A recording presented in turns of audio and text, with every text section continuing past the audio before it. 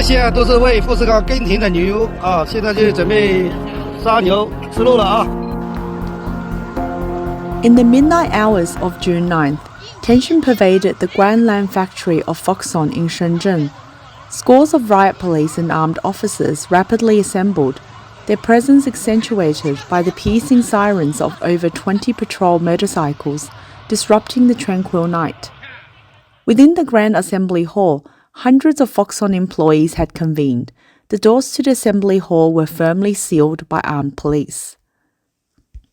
现在晚上这样了，我操！突击队，有个突击队在这里，把门堵死了，不让进来了。这边也是一样，我操！全部都突击队，等着大老板过来解决。这他妈扛着枪过来了。Online footage revealed that Foxconn had announced a 5-day vacation commencing from the Dragon Boat Festival on June 22nd, coupled with a reduction in regular working hours. This unilateral decision incited strong dissatisfaction among Foxconn employees. They rallied within the factory compound advocating for the N+1 severance package, with the protests involving hundreds of workers. N+1 refers to the standard severance package plus 1 month of pay to cover for the lack of notice period. The moment authorities became aware of the employees' demonstrations, a large police force was deployed to the factory to maintain stability, apparently anxious to avoid a recurrence of the previous year's Foxconn workers' riots in Shenzhen. While the management sought to discuss issues one by one, the workers insisted that all present engage in dialogue with Foxconn's management. The workers finally entered the assembly hall to await the meeting, only to discover that the exit had been blocked by armed police. Subsequent news revealed that Foxconn had agreed to the workers' proposed N+1 severance scheme. Post-Chinese New Year, Foxconn decided to lay off mentor-level employees from its Shenzhen ILVG department, most of whom had served the company for over a decade and received a monthly income of around 10,000 RMB. According to Chinese labor laws, retrenched employees are entitled to receive 15 to 20 months of compensation, amounting to at least 150,000 RMB per person. However, Foxconn chose to deploy these employees elsewhere, thus cutting off their bonuses and overtime pay and leaving them with only their basic salaries, essentially forcing their resignation to save costs. Aware of labor laws, these employees knew that reassignment was a modification of the employment contract that required employees' approval. If the company dismissed them for their refusal to reassign, it would constitute unlawful termination, and the workers could claim compensation. Therefore, these employees refused reassignment and spent February and March protesting daily at the Labour Bureau. Their request was for an N+1 compensation if the company wished them to resign. By mid-April, these determined protesters had obtained their rightful compensation. Fast forward 2 months, it was the current wave of layoffs at Foxconn. Similarly, the company indirectly coerced employees into resigning, but this time, instead of going into the Labour Bureau, the employees assembled directly at Foxconn Square, demanding N+1 compensation. As for why Foxconn is frequently laying off staff, the answer is common knowledge by now. Over the years, Apple has been gradually shifting its supply chain to India. Foxconn, a primary partner of Apple, has naturally been involved in this transition. It is reported that Foxconn has already invested approximately $2 billion to establish factories in India and plans to transfer at least $300 billion of production capacity from mainland China to India. Videos have shown Foxconn's machinery and equipment being packed and transported away by truck, likely headed for factories in Southeast Asia or India. Videos online depict a grim sight. Once bustling with 150,000 employees, the Fucheng factory of Foxconn in Shenzhen now likely houses less than 30,000 people. The once busy south gate of Foxconn is now devoid of human activity. Dormitory buildings are mostly empty, particularly the top floors. This issue isn't unique to Foxconn. Other companies like Huawei are also relocating. Several industrial zones and industrial parks in Shenzhen are being vacated, including Guanlan Industrial Zone, Tianbei Shuibei Industrial Zone, Nanyu Industrial Zone, Majialong Industrial Zone, Xixiangshajing Industrial Zone, and several others.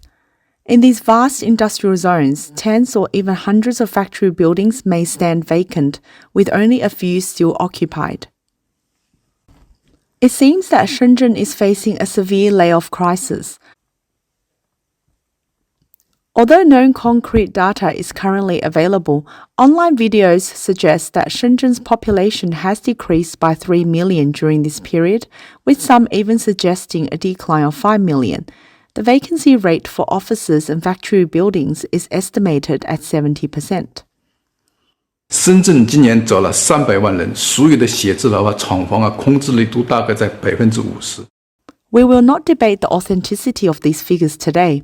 However, one thing is certain, Shenzhen is experiencing a significant population outflow.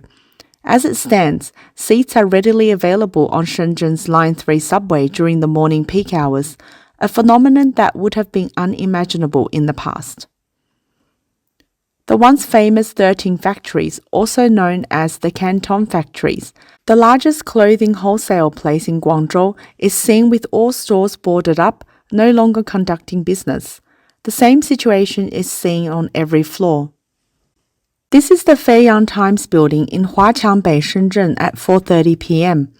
Once known as the largest second-hand iPhone wholesale market in China, the foot traffic here is now sparse, a stark contrast to the overcrowded scene reminiscent of years past. However, not all laid-off blue-collar and lower-tier white-collar workers have left Shenzhen.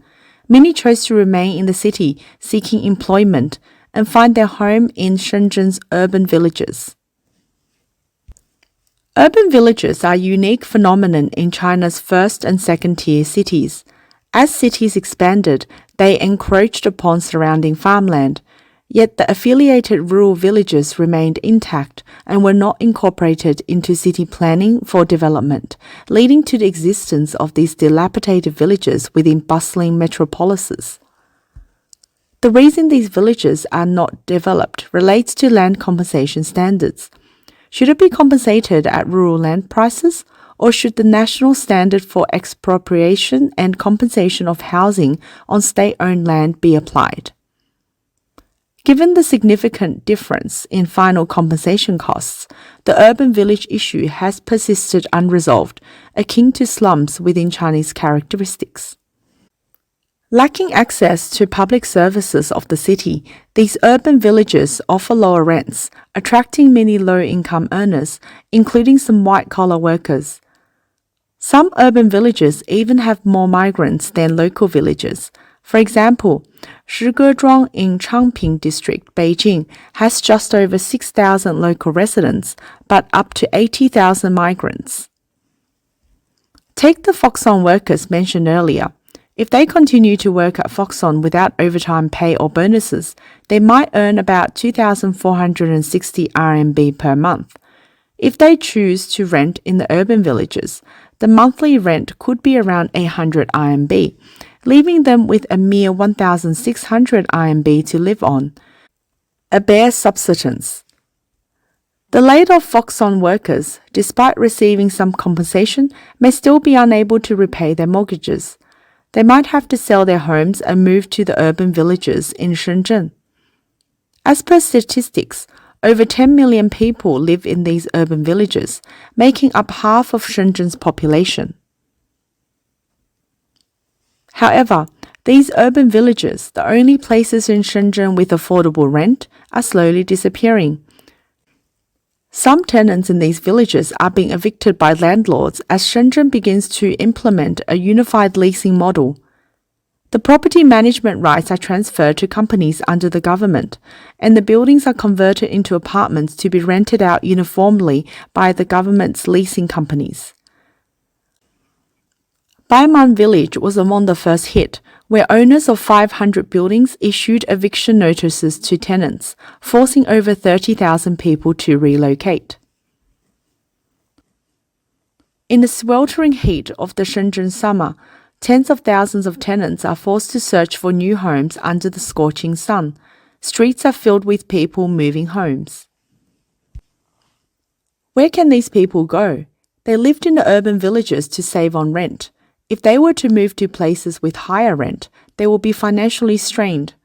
Upon hearing about the situation, landlords in other urban villages immediately raised rents by 500 to 1,000 RMB.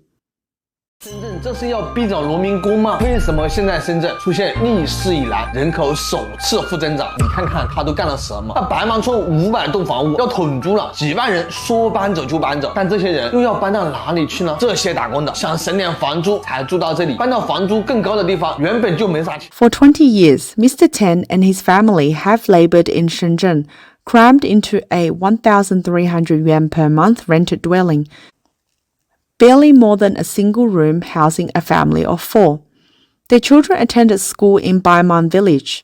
As per the planned rent harmonization, they foresee their rent spiking to 2,000 yuan, with viable alternatives appearing increasingly elusive.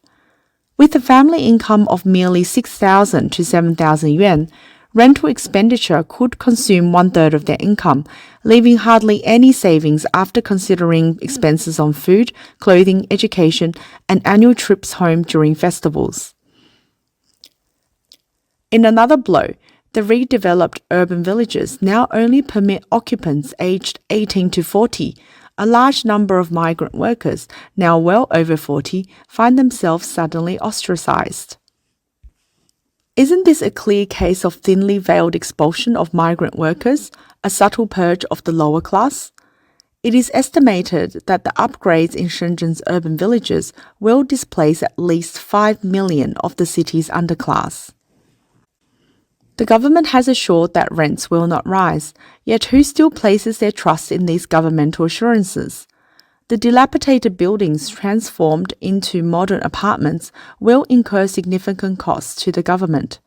If future rents do not reflect these costs, how could the government be perpetually subsidizing the public when they are already burdened with so much debt? Many believe the rent will increase for sure, and some believe the government will decrease the area of apartments so they can fit more apartments in there to rent out. So why is the Shenzhen city government suddenly delving into the housing rental market?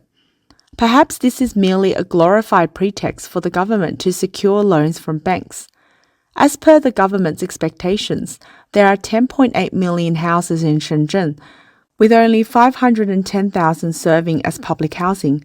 This is far from their 14th five-year plan target of 600,000 houses, thereby making urban villages a seemingly noble reason for the next loan application. According to the government, the self-built houses in urban villages account for 5.8 million units, or 49.5% of the total housing in Shenzhen, home to a staggering 13.4 million permanent residents. If the urban village housing could be upgraded into public housing, fulfilling just 1/3 of this quantity would immediately fulfill Shenzhen's public housing obligations. While the government's plan appears ideal on the surface, the question remains whether the loans obtained for the redevelopment of these urban villages will instead be siphoned off to plug governmental fiscal deficits. Under the opaque administration of the Chinese Communist Party, this likelihood appears alarmingly high, as the government seemingly possesses the liberty to redirect any financial resources. Those who understand China's communist mechanisms suggest that if special loans designed for the redevelopment of urban villages are diverted elsewhere, the resulting unfinished projects devoid of rental income could lead to bankruptcy and significantly tarnish the government's image. Another outcome could be the completion of the urban village transformation with compromised construction quality. This may result in a stark discrepancy between the promised and actual living conditions, prompting tenant withdrawals and protests. However, this approach could free up funds for the government's other ventures. A third possibility is that the Shenzhen government genuinely completes the conversion into apartments, collecting a year's rent in advance from tenants while paying the landlords on a monthly basis.